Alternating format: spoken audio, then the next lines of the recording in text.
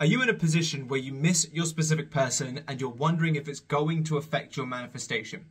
Well, you are not alone in this questioning. I actually received a question from one of my viewers asking the very same thing. They said to me, Matthew, how do you deal with missing your specific person while believing in the unseen and all the unfolding behind the scenes?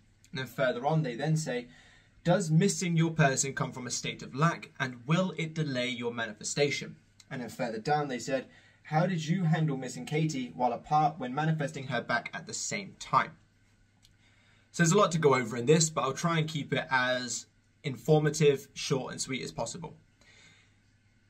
It will very much depend on you whether or not missing the individual will affect your manifestation. The reason why I say this, we are human. This means we will have good days, we will have bad days, we will have better days, worse days. We'll have all these different moods, states, whatever you want to refer to it as, that we will go in and out of all throughout the day, and they generally will vary depending on the week, the month, so on and so forth. So based on this, and being that it is a natural human process, you cannot be expected to be 100% happy every single day, or 100% unconditionally loving without any element of missing the person that you're manifesting. Fortunately for you, and anybody else asking this question, it is your dominant state that manifests. It's what you dominantly reside in, the thoughts, feelings, and actions that you dominantly reside in that show your subconscious mind what your story is, therefore allowing for it to push out. Now, dominancy doesn't mean perfection. Dominancy essentially means more than something else. So in this case, you're in the state of the end result more than you're in the state of missing, and so on and so forth. So to answer your question for the element of delaying your manifestation, I don't think it will delay it, assuming you are still being effective and persistent with your end result. If you, let's just say, putting it into number terms to make it a little bit easier, let's say for every one thought that you have of missing your person, you're having 3 positive ones of being in this end result.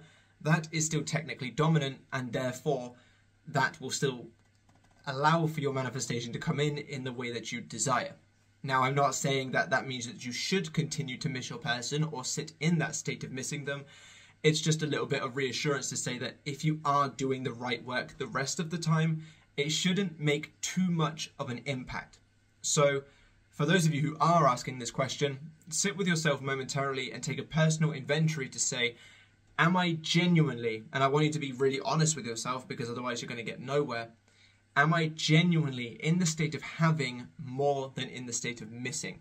If you're in the state of missing, the next part of the video will help you out. If you're in the state of having more, then you're doing well. You shouldn't really delay your manifestation. However, the next part of the video will help you out with that missing section to try and reduce it.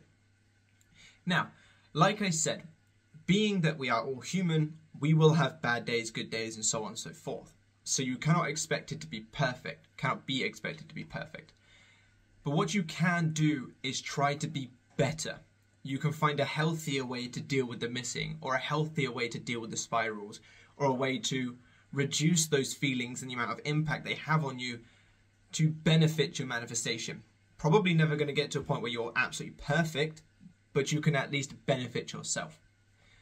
Now, the way that I recommend you do this or work through this is, 1, having other things going on. Quite often, from what I've seen from clients and viewers or comments, people will find that they begin to miss their individual in moments when they were in abundance of their individual when they were together. For example, if they used to spend every Friday night together, Friday night comes around now that they're separated, that's when they'll severely miss this person. Or if they used to always get the most amazing, I really appreciate you morning text, now that they're separated, that's when the missing is increased because they're either used to that text that's not here, or they're waiting for the day that that text comes round. So due to this, one of the things that I think is really beneficial, something that I sort of did a little bit myself and that I've helped other people do and they seem to have had a lot of success with, is knowing when these feelings pop up most commonly and making yourself busy or being preoccupied during that time. For example, using the Friday night thing, if you know that Friday night is when you begin to miss your person because that's when you used to spend time with them, Instead of just sitting at home, upset, missing, sad, and all those kinds of things, when Friday night comes around, plan something else. Do something that makes you really happy, so even if the missing does arise a little bit, it shouldn't knock you off your enjoyment, whatever it is that you're doing in that moment, too much. Or meet up with friends, or do something that you're so occupied you don't even realize it's Friday night. And by doing this, it's going to anchor your awareness to something else. And the missing may still come up a little bit, but it will hopefully reduce it because you're so preoccupied, because you're having such a good time, because you're doing something that makes you happy. So the first quick fix is to make yourself occupied. Give yourself more things to do so that you're not just sitting around waiting for that message again, or you're not just sitting around thinking, oh, this is what we used to be. At this exact time, he'd lean over and give me a kiss on my forehead, and now I have nothing. That doesn't benefit you. So give yourself something to do to occupy yourself. The second thing to do, and this is more when the missing does come up itself, it is natural to have these things come up. But what matters is where you take it. It's not necessarily the problem that the missing has arisen or any kind of negative feelings. It doesn't just have to be missing, but for the purposes of this video, that's obviously what we're talking about. But when the missing or negative thoughts or feelings arise, that isn't the problem. It's where you take it that matters. If you notice the missing and then start spiraling and start, oh yeah, this is what we would have done now, or oh, I can't believe they're still not here, or is my manifestation even working? Let me go do XYZ thing that's not going to benefit me. Let me go stalk their profile. If you do those sorts of things, or anything in that general ballpark, you're essentially saying to your subconscious mind, this is all true. I miss him because I don't have him. I miss him and he's never coming back. Or I need to stalk his profile because that's the only way that I can see him, or whatever it is that you're doing. You're showing your subconscious mind in that moment that those thoughts really are your truth. What I recommend you doing is finding another way to anchor your awareness away from those thoughts, to put yourself in a better position to then go forward in a more positive thought process, i.e. with affirmations, visualizations, or acting as if, whatever you want to use. Because like I said, it's not what comes up that matters, it's where you take it. So if the missing has arisen, you have a choice in that moment, because everything is a choice when it comes to what you focus on. Do you go down the negative path that will cause you to be in that state more, and then potentially run the risk of being in that state more dominantly, therefore delaying your manifestation like I said earlier? Or do you choose to notice that you're missing, notice that that doesn't align with what you want to be true, and then do something to anchor your awareness away? One of the things that I always recommend is breath work. A few deep and deliberate breaths can give you something else to focus on that isn't the fear of the future or the sadness of the past. And then when you feel more calm and collected, you can sort of say to yourself, but we're in this loving relationship now. What am I missing? I am with him right now. He is my person right now. We have the most amazing relationship. And therefore you're choosing a new story to align with, which will continue to feed that story to your subconscious mind. Like I said, missing isn't the problem, it's where you take it. You can take this into consideration with any desire, to be honest.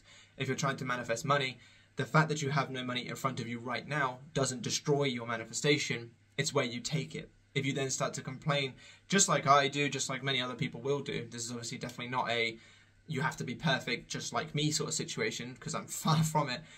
But when you notice that the old version of you is arising, you have a choice. And do you choose to go down the lack path or the abundance path? And the reason why I brought up money was just to show you that people have come from absolutely nothing with not a penny to their name, being in severe debt, and managed to make themselves earn large money, become rich, and pay off all said debts, and so on and so forth. So if they can quite literally be in a position of having negative what they want, i.e. debts, clearly it's not what comes up that matters, it's where you take your focus and where you have your vision pointed. That's why I mentioned that point now for you're missing your person. If you begin to miss them, not the problem. To do some breath work, do some exercise, do something that helps take your attention away from that missing, be busy during those times, and then put it on something positive that's going to feed that positive story to your subconscious mind. And that's how you can stop it from A, delaying it, and B, actually help it create it as well, because not only are you no longer recreating what you don't want, but you're now putting your focus in creating what you do want. And then for the final question of what did I do when I was manifesting Katie, the main thing that I tried to do was just stay vigilant of my thoughts when I did have any missing or anything come up. Trying to stay vigilant of them to sort of ensure that I'm not going down that path. But another thing that I did as well, which many of you would know, was I went around my friend's house for a little bit and we just kind of chilled, played games and just enjoyed each other's company.